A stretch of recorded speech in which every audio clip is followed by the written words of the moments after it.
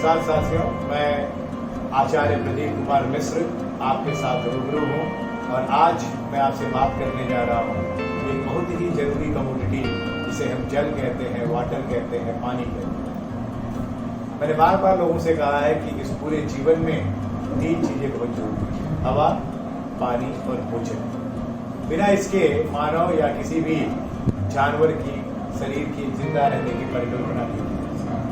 तो आज हम जल की बात करें। जल की समस्या बहुत गंभीर हो गई। अगर आप देखें पूरे विश्व में एक संकट है।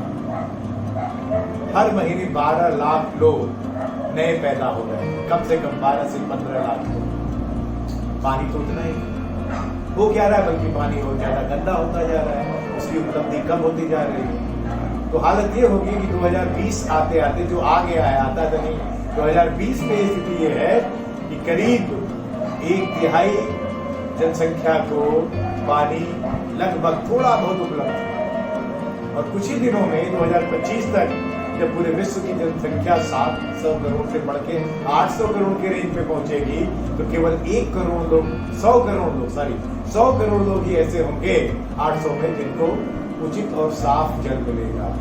तो देखिए समस्या बहुत कठिन है और इसीलिए बार बार लोग कहते हैं कि जो तृतीय विश्व युद्ध होगा वो शायद जल के लिए होगा और जल बहुत ही महंगी कमोडिटी होगी। लेकिन हो क्यों गई ऐसे?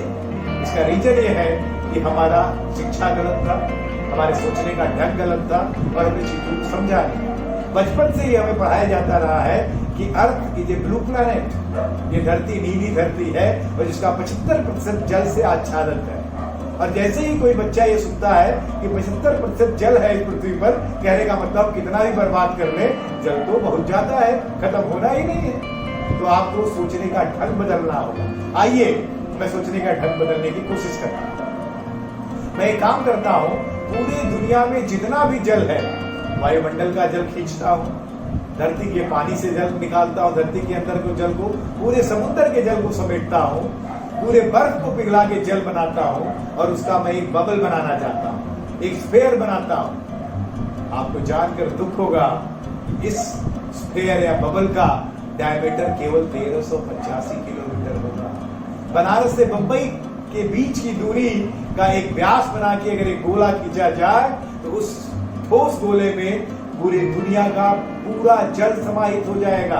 अब देखिए 75% से जब हम 1385 किलोमीटर पे आए तो आपको लगा होगा अरे इतना कम जल, लेकिन और घबराइए, घबराने के लिए और जरूरत है। इस 1385 किलोमीटर के व्यास वाले गोले में जो जल है उसमें तो समुद्र का भी जल है, वो आप सीधे पी नहीं सकते। तो आप मीठे जल की बात अगर करेंगे जो नदियों में होता है, झीलों में होता है या भूगर्भ जल, अगर इन तीनों पानियों को निकाल करके अगर मैं एक ठोस गोला बनाऊं तो उस गोले का डायमीटर केवल 273 किलोमीटर होगा। घबराइए, पानी बहुत कम है। 273 किलोमीटर का मतलब यहां से लखनऊ अधिक से अधिक, तो बनारस से लखनऊ के व्यास का एक गोला बनाया जाएगा, उसमें पूरी दुनिया का पीने लायक पानी आ जाएगा। लेकिन संकट यही खत्म नहीं होता। आप जरा ध्यान दें, भूगर्भ में कुछ जल तो बहुत नीचे है। जब आप बहुत नीचे जाएंगे पानी निकालने तो उसमें इतनी ज्यादा मिनरल और मेटल होंगे जो आपके पीने लायक नहीं होगा। आज ही हर साल भूगर्भ जल का स्तर नीचे होते जा रहा है और साथ ही साथ उसमें डिजॉल्व सॉलिड की मात्रा बढ़ रही है और उसमें आर्सेनिक की मात्रा बढ़ रही है, फ्लोराइड की मात्रा बढ़ रही है। उससे तरह तरह के लोग, बीमारियां बढ़ रही हैं। राजस्थान में देख लें, बिहार में देख लें, बंगाल में देख लें, सोनभद्र की तरफ देख लें, इतना भयावह स्थिति है कि पीने लायक पानी उपलब्ध नहीं है और लोगों को मरने लायक इतनी तड़प तड़प के मरने के लिए छोड़ दिया है। तो आप समझ रहे हैं? तो अगर आप ध्यान दें कितना पानी उपलब्ध है, हमने नदियों को बर्बाद कर दिया औजल और मलजल डाल के। कितनी नदियां सूख गई, कितनी नदियां बहुत पतली हो गई, कितनी नदियों में पानी का प्रवाह नहीं है, कितने तालाब आपने बर्बाद कर दिए, कितने झील आपने नष्ट कर दिए। तो अगर इन सबको भी निकाल दिया जाए और कितना पीने लायक पानी उपलब्ध है अगर आप इसे देखें, तब वो गोला और छोटा हो जाएगा और उस गोले का व्यास केवल 56 किलोमीटर का रह जाएगा। बनारस से जौनपुर की दूरी। अब आप सोचिए 800 करोड़ जनसंख्या और पीने लायक पानी, बनारस से जौनपुर के डायमीटर का एक गोला। अब आप समझ सकते हैं कि तीसरा विश्व युद्ध जरूर होगा। अगर हम न चेते तो करना क्या होगा, इस पे ध्यान देना है। पानी को बचाना होगा, लेकिन कैसे करें कि पानी उपलब्ध हो। पानी को मितव्ययी की तरह खर्च करना है, लेकिन फिर से भी काम नहीं होगा। शुरुआत करना होगा 2-3 चीजों को। आपको हाइड्रोलॉजिकल साइकिल को समझना होगा। पानी कैसे बनता है? पानी समुद्र से या नदियों से या तालाबों से वाष्पित होकर ऊपर जाता है। ऊपर कंडीशन बदलती है, उसका कंडेंसेशन होता है, बादल के रूप में वो बरसता है और फिर धरती पर हर जगह गिरता है। वो नहीं देखता कि ये सागर में गिर रहा है, कि धरती पे गिर रहा है, कि पक्के बिल्डिंग पे गिर रहा है, कि सड़क पे गिर रहा है। तो हमें सबसे पहले ये काम करना होगा कि हमें ज्यादा से ज्यादा जमीन के अंदर वो पानी जाए, उसकी व्यवस्था करनी होगी। और उसकी व्यवस्था का सबसे पहला तरीका है वाटर रिचार्ज करें। हर घरों में जब तक वाटर रिचार्ज फैसिलिटी क्रिएट नहीं की जाएगी, तब तक उसका नक्शा पास न किया जाए। दूसरा तरीका यह है कि पेड़ लगाएं ज्यादा से ज्यादा, क्योंकि पेड़ जल को धरती के अंदर पहुंचाने का बहुत बड़ा काम करते हैं। पेड़ नदियों के तटबंध बांधते हैं। पेड़ अगर रहते हैं तो तालाब जल्दी नहीं सूखते हैं। तो आपको ज्यादा से ज्यादा ट्री प्लांट करना होगा, आपको वाटर रिचार्जिंग करनी होगी, तब जल को आप बचा सकते हैं। इसके साथ ही साथ कुछ और चीजें आपको सीखना है। अपने आदतों में परिवर्तन, कहने का मतलब है छोटे छोटे इनोवेशन करने हैं। हर घर में फ्लश टॉयलेट है, अगर टॉयलेट के ऊपर बेसिन की हम व्यवस्था कर दें, थोड़ा इनोवेशन कर दें कि हमारा फ्लश टॉयलेट और उसके ऊपर बेसिन, तो बेसिन से जब हम हाथ धोएंगे तो वो पानी फ्लश के काम आएगा, तो कम पानी में हमारा ज्यादा काम हो सकता है। इसी तरह हमें नई तरह के उपकरण लाने होंगे जो पानी कम खर्च करें। आपने देखा होगा आजकल हवाई अड्डों पर, रेलवे स्टेशन में, माल्स में इस तरह के सेंसर्स का यूज कर रहे हैं। जब उसके सामने हाथ रखे तब काम के लायक पानी आए। लेकिन हमें आदत बदलना होगा। जब हम मंजन करें तो टैप को खोल के न करें, बल्कि गिलास में पानी ले लें। जब आप दाढ़ी बनाएं तब भी आप पानी रख के थोड़े पानी में काम करें, तो आप मितव्ययी होंगे। तीसरा, आप देखिए बोरवेल के कल्चर को थोड़ा सा पीछे ढकेलिए। आपको कुएं के कल्चर को आगे लाना है, आपके तालाब को कल्चर को आगे लाना है, आपके नदियों के कल्चर को आगे लाना है। कहने का मतलब हमें रिजुवनेट करना होगा तालाबों को, हमें रिजुवनेट करना होगा नदियों को, हमें रिजुवनेट करना होगा तालाबों को, नहीं तो आप पानी के लिए तड़प जाएंगे। ये बहुत जरूरी है। तीसरा काम है, हम जीरो डिस्चार्ज इंडस्ट्री की बात करते हैं।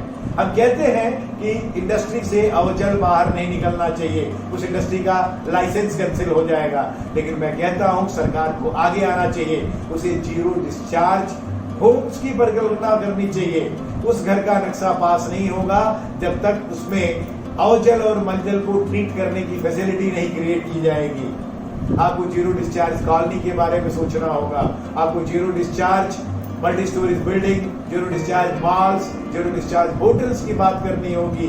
तो मैं फिर से कहता हूं, आदत में परिवर्तन करिए, जल का उचित उपयोग करिए, जल को धरती के अंदर पहुंचाने के लिए वाटर रिचार्जिंग करिए, ज्यादा से ज्यादा पेड़ लगाइए, पानी को कम प्रयोग करें और जल कम से कम प्रयुक्त करें, और मलजल का शोधन करके उसे अपने विसिनिटी में, कॉलोनीज में ही अगर हम प्रयोग करें, जल का शोधन करें, उसको मल्टी स्टोरेज बिल्डिंग में भी गार्डनिंग के लिए यूज कर सकते हैं, कॉलोनी में भी गार्डनिंग के लिए यूज कर सकते हैं। कहने का मतलब जैविक ट्रीटमेंट टेक्निक को बढ़ाना होगा, हमें बायोडाइजेस्टर्स को लगाना होगा। ये कुछ तरीके हैं जिनसे आप इन सबको बेहतर कर सकते हैं, जल का उचित प्रयोग कर सकते हैं, जल का संचयन कर सकते हैं। मैं फिर आपसे कहूंगा, छेकिए और नदियां जिनको आप भूल गए हैं, वे कुएं और झील जिनको भूल गए हैं, उन्हें जिंदा करने की कोशिश करें। संत सिच्चेवाल ने उदाहरण दिया कैसे एक काली बीन जैसी नदी को, जो 160 किलोमीटर लंबी थी, उसे नाले में हमने परिवर्तित कर दिया था। उन्होंने क्या किया? जन जागरण किया, गांव गांव में लोगों को जगाया कि अपने गंदे जल को आप एक तालाब में एकत्रित करिए, उसका जैविक ट्रीटमेंट करिए, उसको खेती में प्रयोग करिए, उसे नदियों में न डालें। उसी तरह हमें अपनी गंगा जैसे नदियों को, यमुना जैसे नदियों को अवजल और मलजल से मरने से बचाना होगा, और हमें कुछ नया तकनीकी, कुछ नए तरीके का सोचना होगा जिससे नदियां बचें। और सोचिए, एक जमाना था जब हम नदियों की पूजा करते थे। हमारे घर में जब कोई बच्चा पैदा होता था, शादियां होती थी, तो हम गंगा की पूजा करते थे, आर पार की माला होती थी और लोग कहते थे गंगा मैया तो है पियरी चढ़े गो। और आज क्या हो रहा है, घर में बैठ के हम पार्टी करते हैं और वही पार्टी गंगा जल में जाती है। सोचिए, क्या आप जल का इज्जत कर रहे हैं? नहीं कर रहे हैं तो चेतिए, अपने आदतों में परिवर्तन करिए, जल का कम से कम प्रयोग करें, उसे व्यर्थ न करें, जल संचयन की तकनीक को ज्यादा से ज्यादा प्रयोग करें, अपने घरों में वाटर रिचार्ज फैसिलिटी क्रिएट करें, आप ज्यादा से ज्यादा पेड़ लगाएं जो वायुमंडल को साफ करने के साथ साथ जल संचयन में आपका हेल्प करेगा। अंधाधुंध मकान बनवाने से बचें और अंत में फिर से मैं कहूँगा, तालाबों को पूजा करें, नदियों की पूजा करें और कुओं को संरक्षित करें। जल है तभी जीवन है, अगर जल नहीं है तो आपका जीवन संकट में है। जल बिन जीवन की परिकल्पना नहीं की जा सकती। जय हिंद, जय भारत।